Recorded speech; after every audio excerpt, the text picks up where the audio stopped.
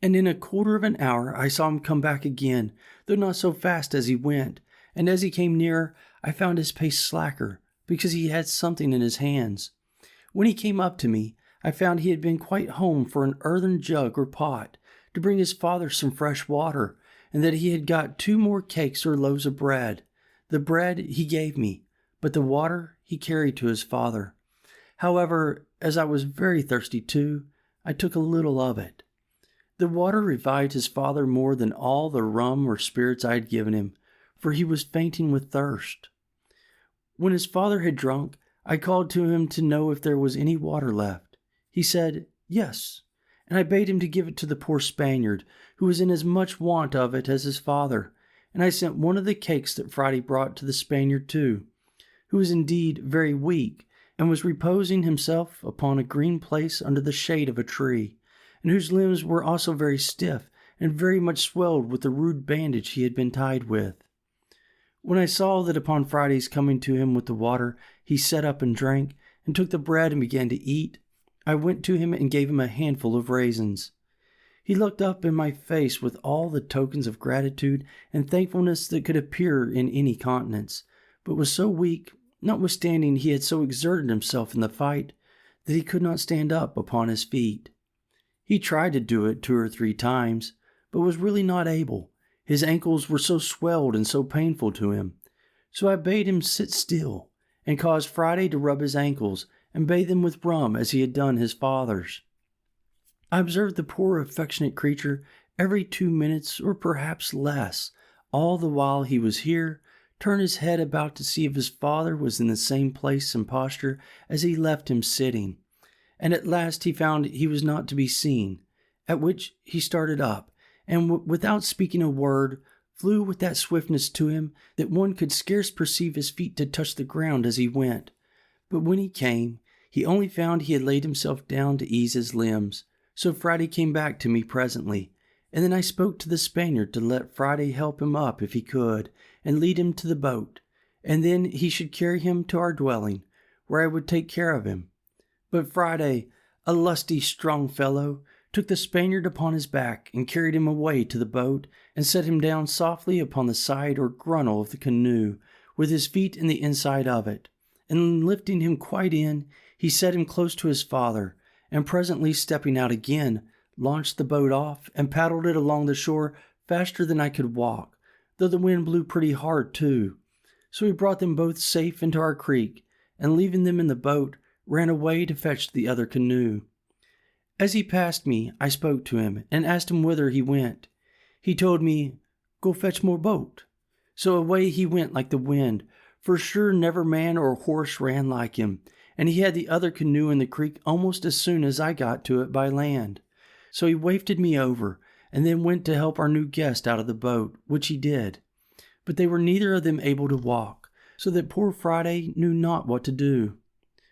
To remedy this, I went to work in my thought, and calling to Friday to bid them sit down on the bank while he came to me, I soon made a kind of hand-barrow to lay them on, and Friday and I carried them both up together upon it between us. But when we got them to the outside of our wall, or fortification, we were at worse loss than before, for it was impossible to get them over, and I was resolved not to break it down. So I set to work again, and Friday and I, in about 2 hours' time, made a very handsome tent, covered with old cells, and above that with boughs of trees, being in the space without our outward fence, and between that and the grove of the young wood which I had planted. And here we made them 2 beds of such things as I had, of good rice straw, with blankets laid upon it to lie on, and another to cover them on each bed. My island was now peopled, and I thought myself very rich in subjects, and it was a merry reflection, which I frequently made, how like a king I looked. First of all, the whole country was my own property, so that I had an undoubted right of dominion. Secondly, my people were perfectly subjected. I was absolutely lord and lawgiver. They all owed their lives to me, and were ready to lay down their lives, if there had been an occasion for it, for me. It was remarkable, too, I had but 3 subjects, and they were of 3 different religions. My man Friday was a Protestant. His father was a pagan and a cannibal, and the Spaniard was a Papist. However, I allowed liberty of conscience throughout my dominion, but this is by the way.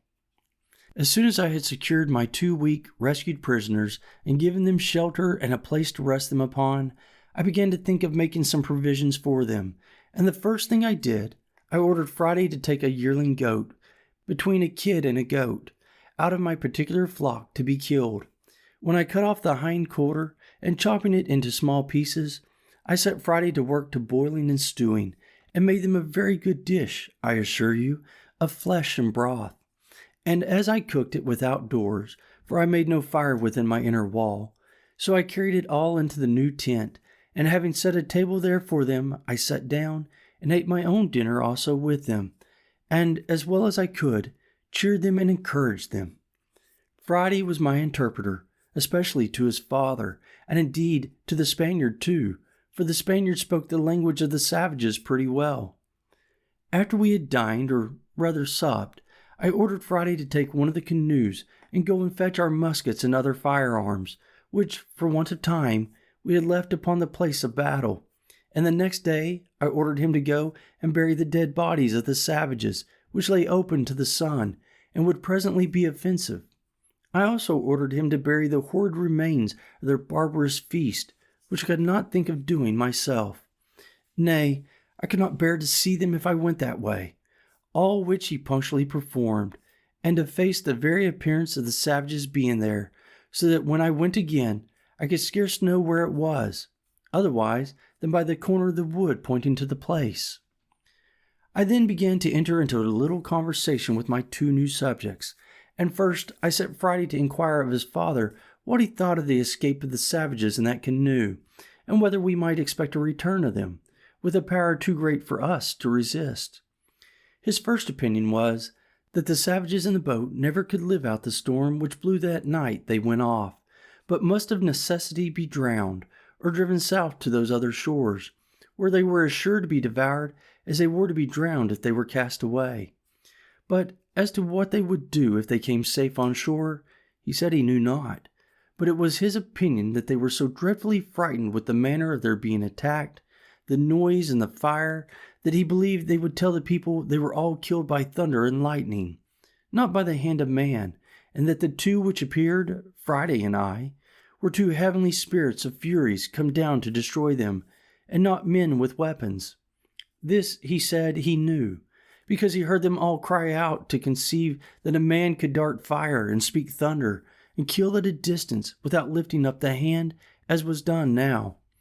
And this old savage was in the right, for, as I understood since, by other hands, the savages never attempted to go over to the island afterwards.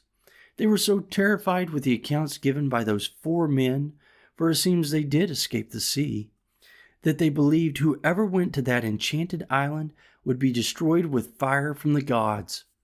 This, however, I knew not, and therefore was under continual apprehensions for a good while, and kept always upon my guard with all my army, for, as there were now 4 of us, I would have ventured upon 100 of them fairly in the open field at any time.